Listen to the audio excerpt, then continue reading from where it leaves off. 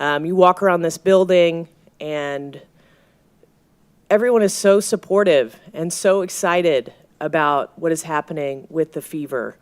And the basketball community is constantly discussing a statement that was made in Indianapolis. At last, Amber Cox, general manager of the Fever, spoke up.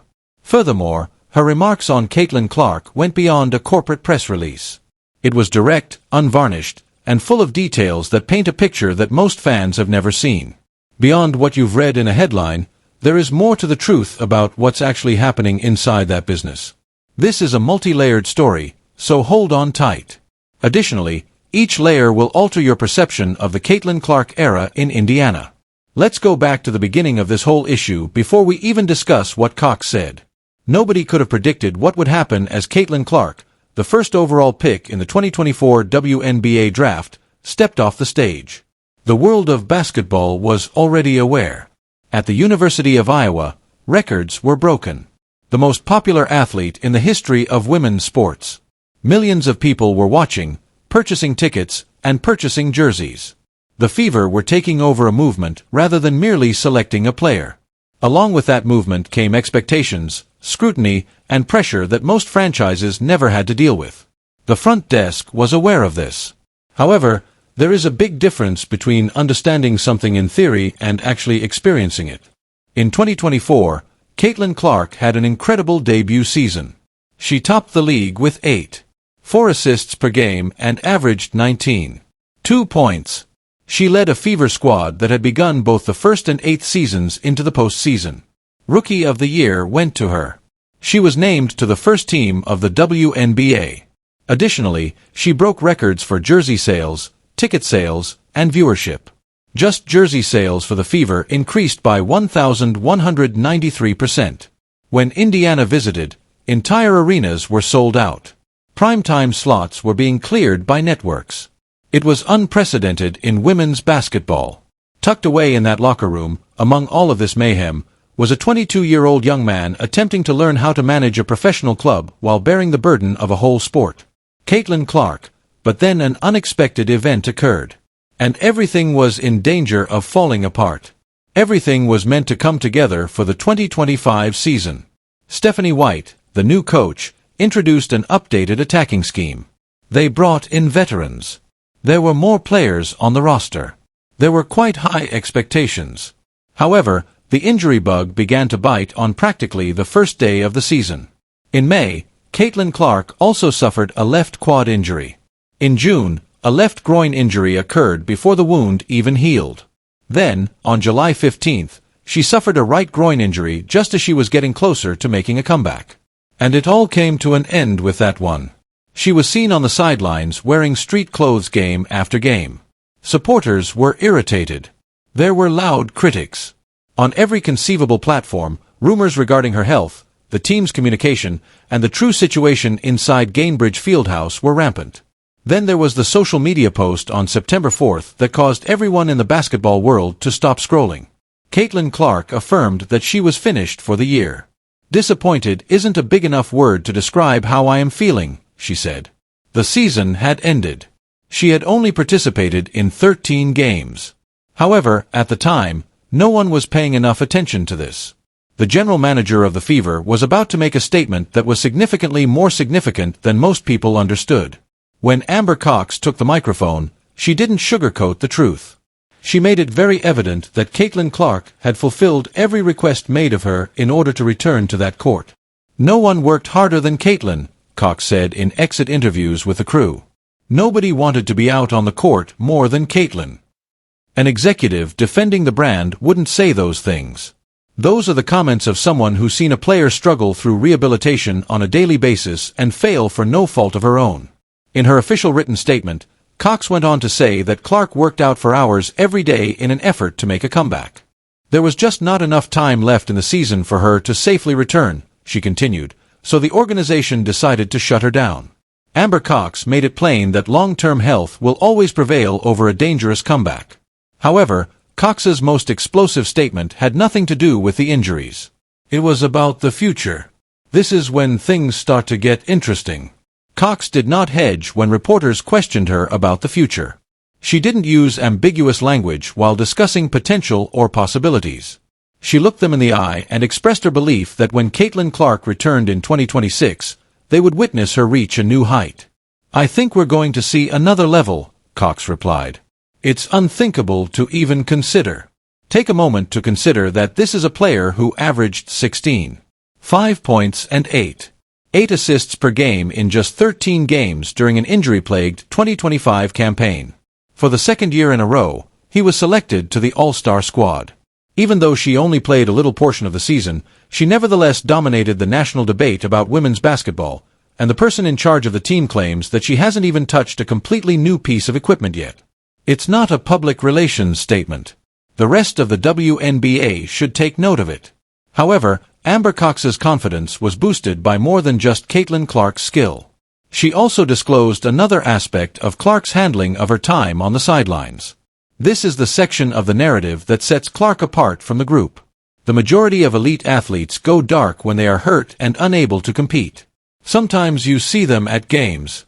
After giving the audience a wave, they vanish into the training area. Caitlyn Clark didn't do that. And Clark was on that plane for every road trip the Fever took while she was sidelined due to injury. She was on the bench during every game, encouraging teammates in real time while being outspoken, involved, and focused. During a period when most players would have quietly accepted a smaller position, Cox referred to her as a terrific leader and teammate. In a podcast interview, Kelsey Mitchell, who scored a career-high 22 points per game and took on the offensive load while Caitlyn Clark was out, acknowledged the anger surrounding Clark's timing but stressed that getting her back at 100% was always the best course of action. Kelsey Mitchell stated, "I've had a lot of injuries because I'm a person who's had 11 surgeries. Having that perspective gives me a different viewpoint." Despite being incapacitated, Clark's influence was changing the way this squad functioned. And it wasn't a coincidence. The more you examine the Fever's locker room, the more you see that they possess a quality that no front office can replicate: true chemistry. The close-knit group of Clark, Lexi Hull, and Sophie Cunningham, known as the Trace Leches, was discussed among teammates. Even as they watched from the bench, players talked about the pre-game rituals Clark maintained with Aaliyah Boston. Kelly Krauskopf, president of the Fever, stated that the young core had made one particular request prior to the start of the 2025 season when questioned about the culture. They didn't want a big celebrity signing to be pursued by the front office. They desired security for their locker room. "Protect the culture that we've got started," was precisely what the players said. You see, that isn't the language of a team that is internally disintegrating. That is the rhetoric of a group that is aware of what they have and does not want it tampered with. However, not everyone has been prepared to acknowledge them. And before it had a chance to breathe, everything was on the verge of collapse due to the scandal surrounding this locker room. You recall the time Cheryl Swoops lighted a match on Gil's Arena if you were watching the WNBA in late 2024. The Hall of Famer asserted that there was significant conflict within the Indiana Fever organization and implied that players were uneasy about the attention Caitlyn Clark brought. "There's a lot of other stuff going on that players are like, 'This ain't where I want to be,'" Swoops stated.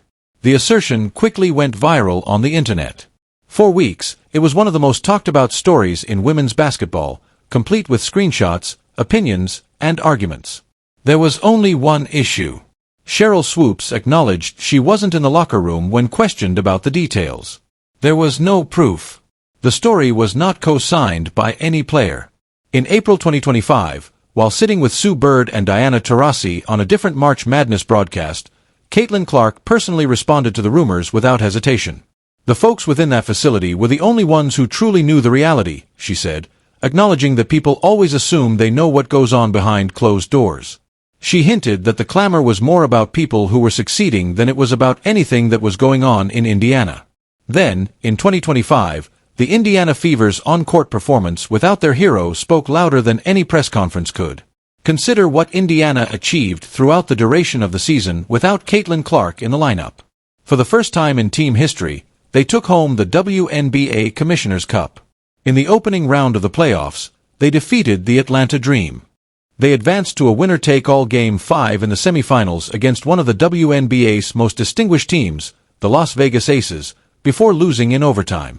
They were just one victory away from making their first trip to the WNBA Finals in more than 10 years. Without their most significant player, all of that Clark was shouting encouragement, giving out defensive assignments, and celebrating every basket as if she had made it herself on every bench and sideline. Amber Cox's assessment of her leadership wasn't merely positive. It was true. Even if Clark was unable to show her intensity on the floor, the numbers, outcomes, and spirit of that run all pointed to a franchise that had internalized it. This is where things start to get serious. Because Amber Cox and the Indiana Fever are aiming for a potential dynasty in 2026 rather than just a bounce-back season. The whole offseason was condensed into a few weeks due to the protracted talks between the Wnba and the Players' Union, which lasted for more than a year before being settled in early 2026. League rosters were altered by expansion drafts for the Portland Fire and Toronto Tempo, two new teams. Cox remained calm despite the Fever losing 2 players in the process. From the end of the season to each subsequent roster change, her message remained constant. Keeping Kelsey Mitchell in a Fever uniform is their first objective. "I'm going to sound like a broken record from last year," Cox said to reporters. "Keeping Kelsey Mitchell in a Fever jersey will be the top focus." With Mitchell back in the mix and Caitlyn Clark and Aaliyah Boston already under contract, Indiana has the makings of the league's most complete core going into the upcoming campaign. Even still, it wasn't the headline that caused the basketball community to recoil. Even Amber Cox was ecstatic when Caitlyn Clark appeared as a special contributor on Basketball Night in America with icons like Carmelo Anthony, Vince Carter, and Tracy McGrady.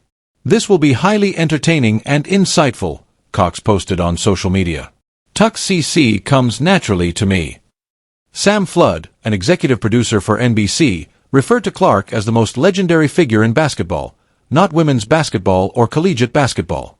Completely stop. Even before the 2026 WNBA season begins on May 8th, Clark is now working on that platform. Additionally, Clark didn't hesitate to respond when questioned about the Fever's chances of winning the championship on that NBC platform. "I think we're going to be the favorite to win it all," she replied. "It adds a little pressure, in my opinion, but that's what you enjoy about it. However, our team, coach, and support staff are all excellent. I'm very excited." That response wasn't shaped by the media. That person was watching from the sidelines for an entire season, building in silence, stewing in desire, and now she was prepared to let loose everything she had been suppressing. And Cox's faith in the appearance of that Caitlyn Clark? The rest of the WNBA finds the entire situation worrisome because of this.